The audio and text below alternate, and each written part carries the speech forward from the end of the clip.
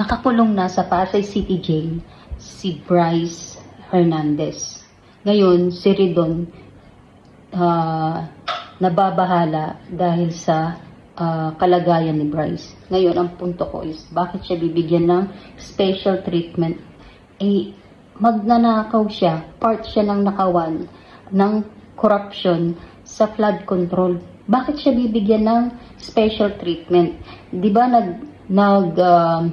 nag-ask ang Senate na ibalik siya sa Senado para doon ikulong? Bakit nyo hindi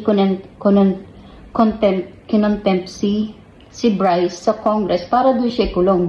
Ngayon nasa Pasay City Jail siya, gusto nyo siyang dalhin sa Congress para doon na lang dahil nanganganib ang buhay niya. Bakit siya kailangan bigyan ng special treatment?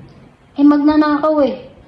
Isa siya sa mga nagnanakaw ng pera ng bayan na dapat ang taong bayan ang nakikinabang. Ngayon kung gusto niyong bigyan siya ng special treatment, di umano, ang sabi ni Senator Jinggoy Estrada, may koneksyon, di umano, si Bryce Hernandez kay Ridon, Representative Ridon.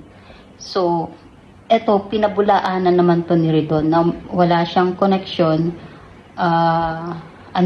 yearbook lang daw yun. Kaya pala guys, nangangamba siya sa kalagayan ni Bryce Hernandez na nilagay sa Pasay City Jail. Yun naman pala. May ano naman pala, may rason naman pala kung bakit siya nangangamba. 'Di ba?